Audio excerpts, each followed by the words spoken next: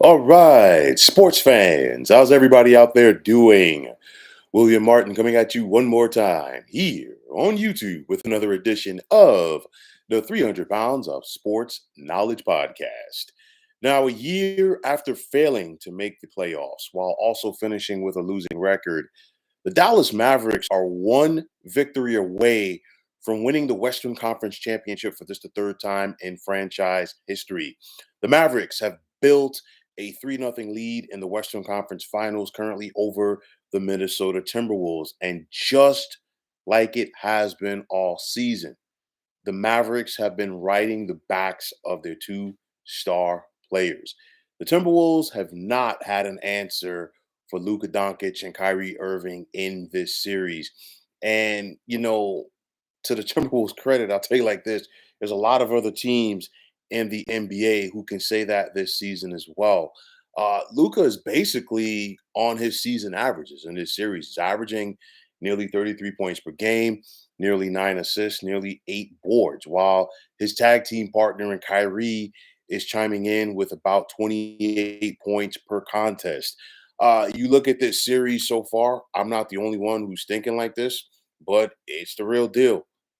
Dallas took Minnesota's heart in game two. I think that was as good as Minnesota's probably going to play in this series. They had that big lead, they squandered it, and they were up 5 points late and they still lost.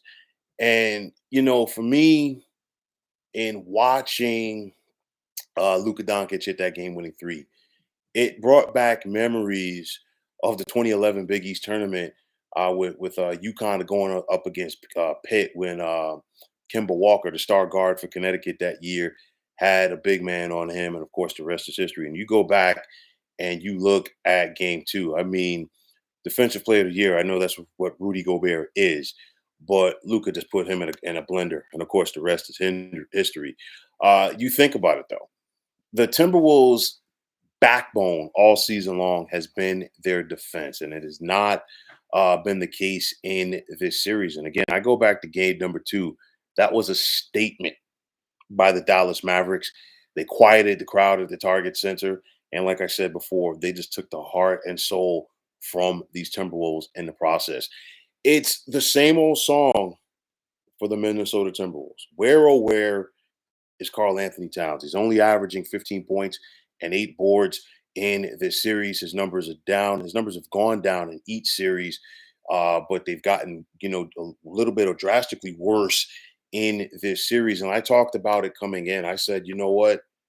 Cat had to play better. Okay. It can't just be about Anthony Edwards. And instead of getting better, it's the same old Carl Anthony Towns in the postseason for the Minnesota Timberwolves. And if the same old Carl Anthony Towns is going to continue to show up, guess what? The Timberwolves need to start prepping themselves for the summer.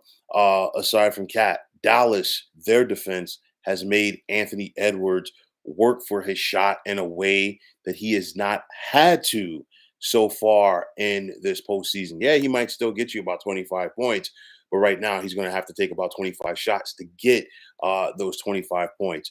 For me, one question is this: did Minnesota use up everything to get past the Nuggets? And I say that because that was an epic series. It went seven. You think about the back and forth momentum shifts throughout that series. And it was one of those where you felt like if you're Minnesota, you slayed the dragon. I know that you're in the same division with the Denver Nuggets. Denver knocked you off in the first round last year. And of course, I get that Denver came into this postseason as the defending NBA champs. Beating the champs is one thing, it's all well and good, but you've got to find a way to build off of that. And I think for me, and this is not a discredit to the Dallas Mavericks, but I think for the Minnesota Timberwolves, what they have done is after they beat Denver, they basically felt like, you know what, they're anointed as the next champs. It doesn't work like that. You beat Denver in the second round, yes, but you still got to go out there and win 8 more games if you want to be NBA champions for this season. And you look at the Dallas Mavericks are no pushover. And honestly, at this point, when you're talking about respective conference finals at this point, everybody is there for a reason. Each round that you go on, it gets more difficult. So if you think that getting past the Nuggets was it, you got something else to build off of. You got to try to find a way to capitalize off of that. And it looks like Minnesota is not going to be able to do that.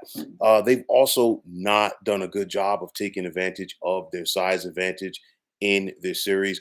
A lot of that to me goes back once again to Karl Anthony Towns, who has once again fallen in love with the 3-point shot. And I've said it before and I'll continue to say it. 15 feet and in, there's not a lot of people in the NBA that can stop Cat. But if he's going to focus on being a perimeter player, advantage Dallas. So this is going to mark the third time in the last four, or it could possibly uh, be the third time in the last 4 years where we've seen a team led by a foreign-born player win the NBA championship.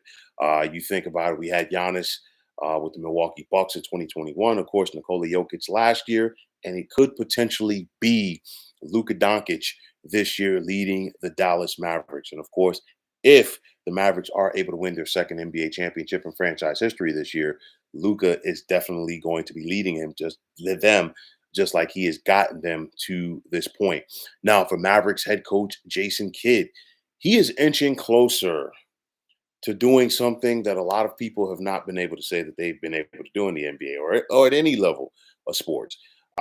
Winning an NBA championship with the Mavericks as a player and then coming back and being able to do it as a head coach. And to his credit, okay, he's done something that a lot of people didn't think was possible. Getting Luka and Kyrie on the same page, getting them to buy in to each other and buy into what he is selling. And that's a big factor in there. When it comes to Kyrie Irving right now, I think he's playing some of the best ball of his NBA career.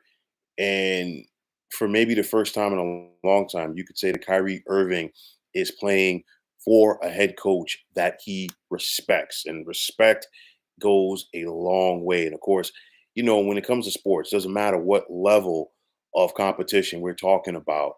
If the players don't respect the head coach, it ain't going to work. I don't care how many accolades that you come in with as a head coach. If the guys don't respect you, it ain't going to work. Dallas's two top players play for Jason Kidd, and they respect him. And I think everybody else falls in line after that. You look at this series, and Jason Kidd has done a phenomenal job, throughout this postseason for the Dallas Mavericks. And, some might say that he's out coaching Chris Finch so far. I don't think so. I think Chris Finch has done a tremendous job in turning things around for the Minnesota Timberwolves. I think Chris Finch has done a tremendous job this postseason. I think it's just a matter of right now on the floor between the lines, the Mavericks are out executing the Minnesota Timberwolves. I think Chris Finch has put his team in the best possible position to win. His big guys just ain't coming through. So, will the Timberwolves get swept at this point? It's a very strong possibility. Like I said, you go back to game 2, and I think in that contest, Dallas took Minnesota's heart. We did see an Ant-Man led Timberwolves team come out very game for game 3 last night. But again, they threw their best fastball at the Mavericks in game number 2. And instead of heading to Dallas for game 3, tied at 1 apiece, they found themselves down 0-2. And now they're in an 0-3 hole. And just like I talked about it last night with the Celtics and Pacers, no team in NBA history has ever been able to come back from being down 0-3 in a series and win. So when it's all said and done, I'm going to be strongly in the column saying, hey, you know what? Buckle up and get ready to see the Boston Celtics and Dallas Mavericks in the NBA Finals in a matter of days. So it's just a matter at this point. Let's see how much fight that these Timberwolves have left. They have an uphill battle.